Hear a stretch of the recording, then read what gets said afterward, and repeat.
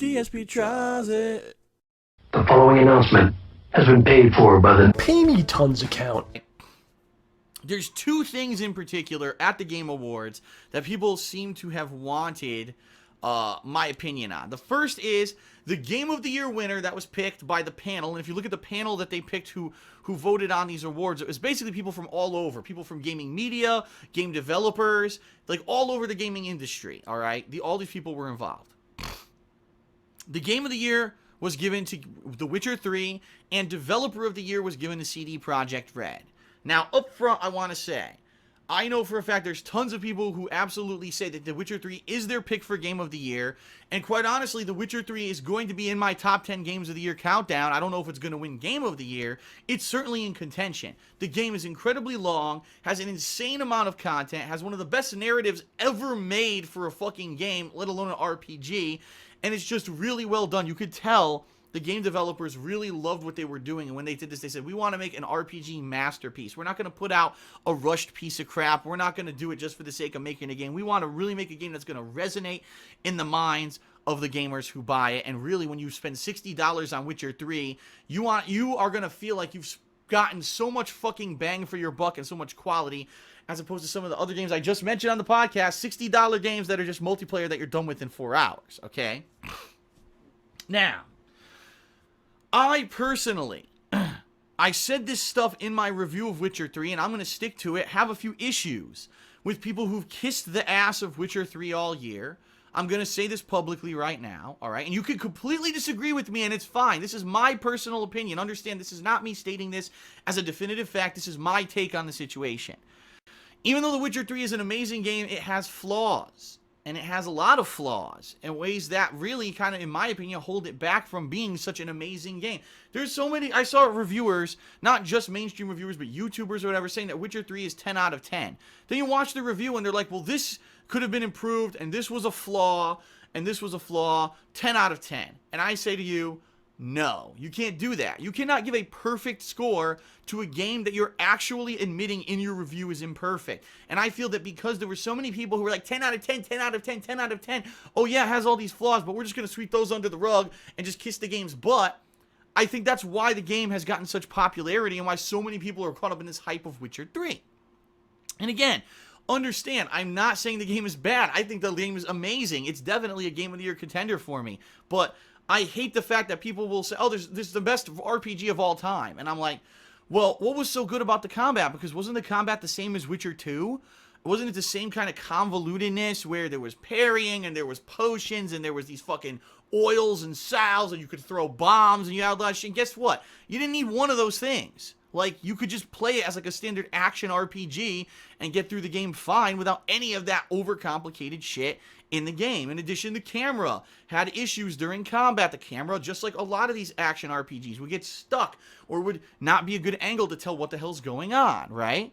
There are issues with the dodging during combat, where the dodging wasn't responsive, or the dodging wouldn't act the same way in certain situations as it's supposed to. And just based off of that, that's only one thing I have to say about the game, right? And right there, it's not 10 out of 10. At least from my perspective, there's no way I would give a game that I know has flaws 10 out of 10. For me, here's really the way that I view The Witcher 3, okay? They basically looked at Witcher 2 and said, well, if it ain't broke, don't fix it. And really, not many people complained about The Witcher 2 when it came to the combat and that stuff. If anything, the only complaint was that the game was too hard. So we're going to make this game more dumbed down and easier to play for the mainstream person. You could still make it as difficult as Witcher 2 if you up the difficulty, okay?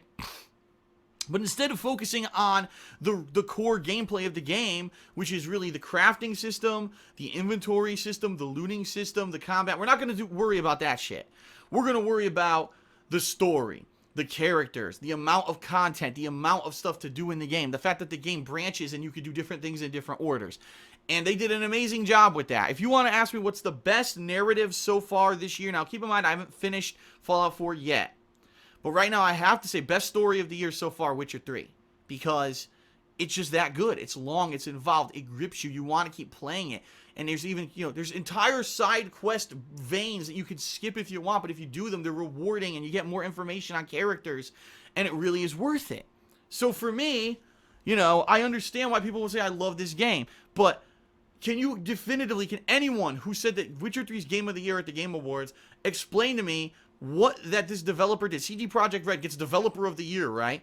What did they do that was so amazing and outside the box to deserve that title, and what did this game do? Besides having the best story of the year and the most content, no groundbreaking combat. The crafting is the same. Everything's the same. So it's kind of like, no, I would rather look at a game, right? Bloodborne. Bloodborne took the formula of Dark Souls and added in ranged combat. It added in more fast-paced action, right? It actually made the game more open world, and it allows you to have, again, more optional ways to do stuff, and the optional bosses. It really was kind of like almost Dark Souls on steroids. Bloodborne, a step up from the previous games made from Software, right?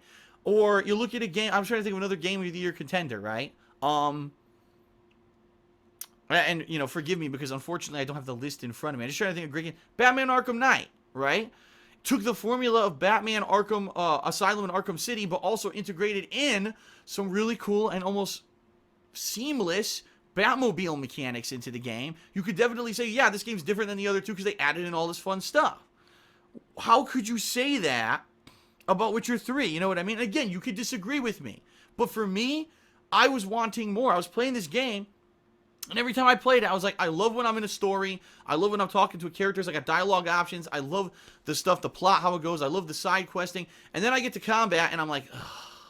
And then I get to crafting and looting, and I'm like, ugh, it's tedious. It's fucking still. They didn't improve this at all. The combat's frustrating. You ever fight a giant fucking tough boss in this game that's above your level? It's the most fucking tedious, annoying thing ever. Because you want to be able to tackle that high-level boss, but because of the limitations of the combat and the maneuvering of the camera and everything, it's so fucking frustrating. So for me to kiss this game's ass and say, oh, it's Game of the Year, if you wanted to say best story of the year, best narrative of the year, I fully agree. Most content, most bang for your buck, sure. And you know what? So someone actually on the forums, on my forums, gave me a good point. They said, Phil, maybe CD Projekt Red won Developer of the Year, not because of the game itself, but because after the game was released, they continuously released free DLCs and improvement patches for the game. They didn't just say, oh, the game's out, well, fuck you, the game's out, and that's it, you paid $60. I don't care that there's bugs and shit, and they constantly were putting out new stuff. You know what? That's a fair point, and if that's why CD Projekt Red won Developer of the Year, I actually agree, because what other developer goes above and beyond like that, right? But, again, did they really go crazy and improve the game? Not really. They just put more into it. It said, let's take Witcher 2, but put more. So, it's like Witcher 2 with an extra half of a game in there is Witcher 3. Is that 10 out of 10 perfect Game of the Year? I don't know. So that's all I have to say about that. But the one thing that people really were, you know, up in arms about was that Hideo Kojima, all right, his Metal Gear Solid 5 won Action Game of the Year at the Game Awards. And he was not allowed to attend. And there was a lot of controversy around this. And Jeff Knightley, who was the host of the show, kind of spoke out of turn, and a lot of people were wondering if he was supposed to say this or not on camera, but he basically said, listen, the reason that Hideo Kojima is not here is not because he wasn't involved or he wasn't invited. It's because he was told he could not attend by Konami. Now, a lot of people were up in arms about this and didn't, you know, I don't understand, how could Konami control him? He doesn't work for them anymore. A lot of people don't realize this, all right? But when you're contracted with a company, and especially when you have an ending to a relationship between a company you're contracted with, you're going to have settlement terms. And apparently what I would assume happened with Kojima was that since he doesn't work for Konami anymore, they had a settlement where he probably received a certain amount of money for what was left on his contract.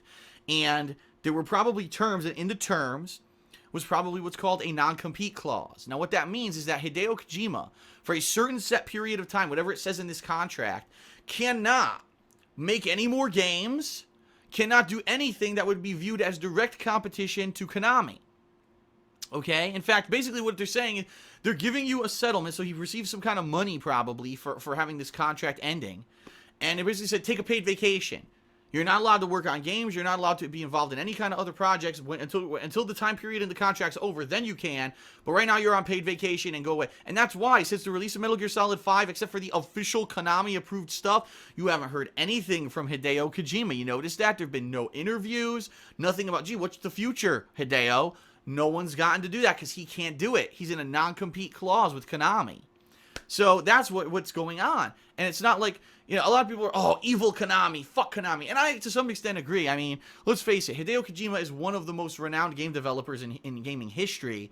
And the fact that he has such respect, right, for this game series that he's made, and the fact that it wins a major award, and then he's told you can't even accept the fucking award, is it disrespectful? Absolutely, but I hate to tell you, business isn't always respectful. In business, oh, we're just going to give you the benefit of the doubt and give you a pass on this one, Hideo. Go ahead, go to the awards and say whatever you want, even if some of it might be anti-Konami. No, they're not going to let him do that. So I'm certainly not surprised that he was not allowed to attend these game awards, and I think a lot of people didn't understand the reason. It's just legal shit. It's behind the scenes. I don't agree with it. Yeah, I think that definitely that Mr. Kojima should be able to receive any fucking award for anything that he's done. It's ridiculous that he couldn't, but that's what happens in business. I have non-compete clauses. I'm in contracts with Machinima, and it would be like, imagine this. Imagine if I had multiple YouTube channels, and one was with this company, and one was with this company, and one was with this company, right?